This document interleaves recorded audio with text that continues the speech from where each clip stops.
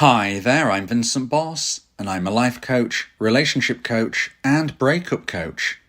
You can change the language of this podcast in the YouTube video settings. And in today's podcast, we're going to be discussing the move on lie. Your ex isn't over you. I provide audio coaching for breakup recovery, trying to get an ex back, attracting someone new, and life coaching.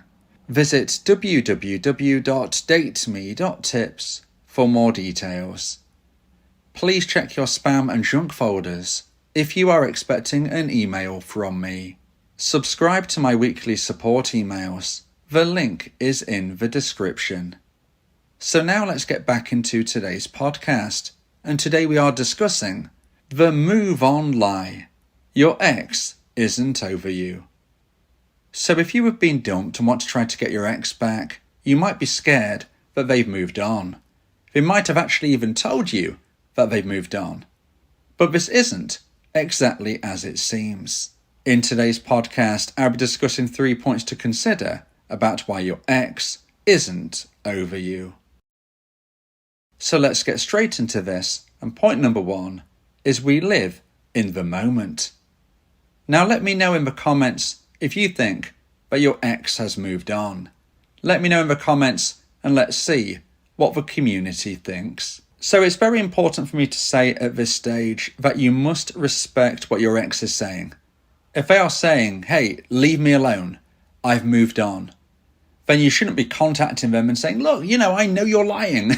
Okay, that isn't going to help you. That is not respectful. That could actually get you in a lot of trouble. So it is important for me to reiterate, you must respect what your ex-bedumper is saying. Because if they are asking you to leave them alone, if they are saying that they've moved on, you must respect it. And that is because that not only can they do and have in their life who they want to, and we must respect that, but also the fact that what they are thinking and believing is actually genuine. Now this might sound confusing after what I've just said this podcast is about, but this is why point number 1 comes into play. We live in the moment. So what this means is 2 things can be right. They can be right in their belief that they have moved on at the time they are saying it, but also it could end up being a falsehood. It can end up being something which isn't accurate in the future. In essence, we can change our mind. Now you might think, well, my ex is not somebody who ever changes their mind. They are really stubborn.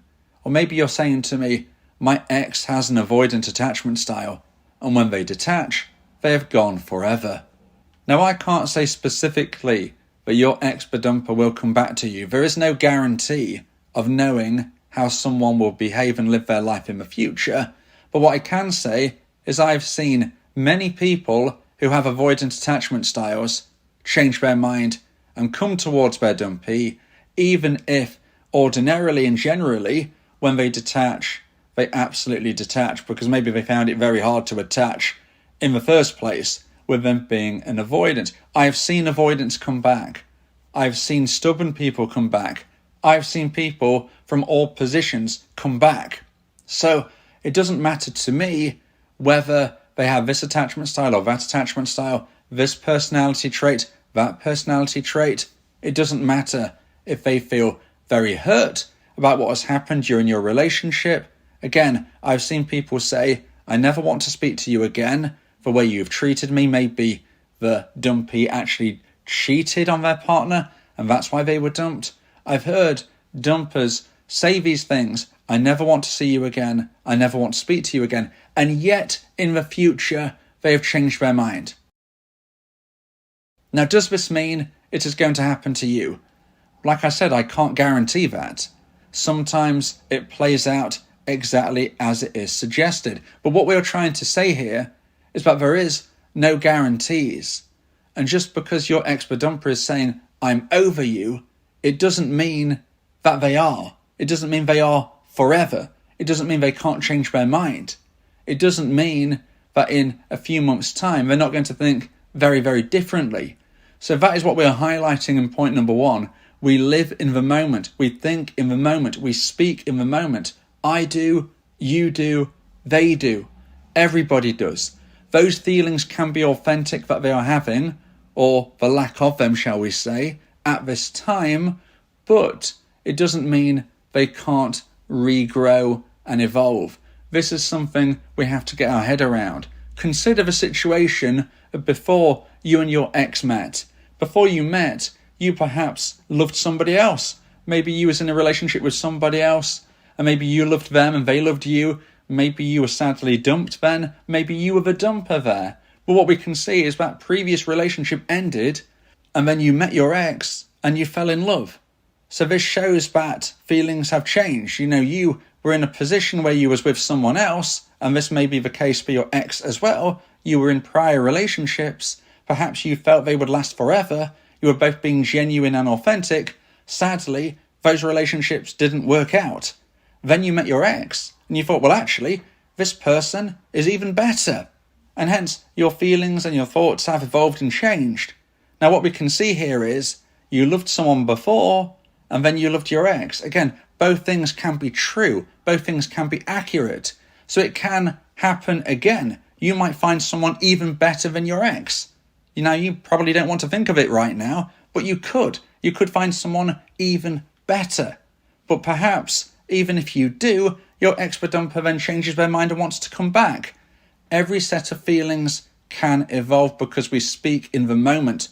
If you got married to your ex, there would have been that moment at the ceremony where you said, I do. Okay? When you accepted and you said your marriage vows, at the time, it was forever. But sadly right now, this has changed. It has changed in a negative way, but it can change back in a positive way. And this is something that we don't seem to see. We see the negative, but we don't see the positive. Feelings evolve and they change. We live in the moment, we speak in the moment, and most importantly, we feel in the moment. And that is why point number 1 is really important to understand when we're considering the move on lie. Your ex isn't over you. They're not over you because we don't know how any of us will feel in the future. So now let's get into point number 2 and the second point of today's podcast. Please give this video a like and let me know your thoughts in the comments. If you like my content, subscribe to the channel to keep updated. And point number 2 is we are imprinted in each other's story. So today we're speaking about why your ex isn't over you. And one of the main reasons why they are not is because we are imprinted in each other's life story. So this is a situation where even if you never saw each other again, your ex-dumper would still remember you when they are 100 years old. When they're 100 years old, they will still be able to remember you and the relationship that you had, because you will always be part of their life story and they will always be part of your life story. There are many, many triggers which can remind each other of the relationship and what took place. And if you think, well, my ex won't remember me in 2 years' time, triggers last forever. Now they do lose the power, you could say, when the trigger has been played more than once, but it doesn't mean they're completely extinguished. Let me explain on that. I always suggest that you have certainly 12 months of very powerful triggers. Those are triggers connected to days of the year. Once you've gone beyond 12 months, then of course every single day has happened at least once, and therefore any triggers connected to those days has happened at least once. Birthdays, New Year's Eve, etc., etc. But once we get into the 2nd, 3rd, 4th, 5th year and beyond, those triggers still exist. They're not going to have quite the same punch as perhaps they did originally, but they still exist. Those memories are still attached, but there are triggers which are not even connected to days on the calendar. Maybe, for instance, we're considering a location that you went with your ex on a trip, on a holiday, on a vacation. Now, perhaps you don't go back to that place, or maybe they don't go back to that place for 3 years. If and when they do, this is when they will have that trigger in their mind of you. So that isn't connected to time. That's connected to the next moment they go to that place. those triggers that you have created together, those memories, these are going to be around for a very, very long time in a powerful sense, and forever in a sense where maybe they've lost a little of that power, but they are still there. Now let's consider the connections that you made, the friendships. Maybe you had friends who are now friends with your ex. Maybe your ex had friends who are now friends with you. Two families likely got to know one another. There are so many connections, so many situations where you might bump into someone. Someone might text you. You might see someone that you haven't seen in a very long time, and they are connected to your ex. They pass that information back onto your ex. So what we can see here is you are truly and genuinely imprinted in each other's life story forevermore. And therefore, your ex-dumper will never truly, genuinely be over you. And neither will you of them. Now, that isn't something to feel scared about, because we will get to a point, even when we feel heartbroken, where we can live our new normal. This isn't something which is going to give you that pain that you feel right now every single day. But you're not going to forget your ex. And more importantly, they're not going to forget you. It doesn't even matter if they date somebody else. They will still remember you. And you, if anything, will grow brighter in their mind as time ticks on due to something called the fading effect bias, which is the principle that negative memories fade sooner over time in comparison to positive memories. So to break this down really, really quickly and simply, let's just say there was a negative situation and a positive situation which took place on the same day a year ago. Maybe they had equal power, equal value, equal importance due to your relationship. Something really great, something really bad. Perhaps you went on a great trip together. That's the good. Maybe there was an argument that you started. That was the bad. Now, when we consider what happens as time moves on, as I've said, maybe it was a year ago, what is happening is slowly over time, the negative incident is not forgotten, but the importance of it generally starts to lose some value, but the positive memory maintains and retains its value for longer. That is why we often call it viewing things with rose-tinted glasses. Oh, you're looking back with rose-tinted glasses. That's because we generally look back on the past with better memories. This can help you, dumpies.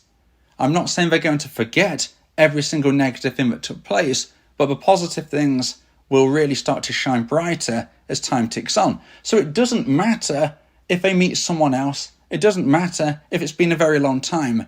There is always an opportunity because we are imprinted in each other's lives. And that is another reason why your ex-dumper isn't over you. Now, if you would like advice and support about how to try and increase the chance of one day getting your ex back, then you may want to consider my audio coaching service, where me and you can speak one-on-one about your unique specific situation. This is the best and diamond level of support that I can provide. Go to my website www.dateme.tips for more information about how I can become your coach and your teammate via my audio coaching service. Talking about your feelings can also improve your mental health. It helps prevent the buildup of negative emotions, which can lead to stress, anxiety, depression, and even physical health issues. Speak your heart to free your mind. So now let's get into point number 3 and the final point of today's podcast. If you feel that this podcast has helped you, then please consider buying me a coffee. The link to do so is in the description. And point number 3 is feelings can reignite. Now, in point number 1, I was saying about how we live in the moment. We feel in the moment. Feelings can change, feelings can evolve.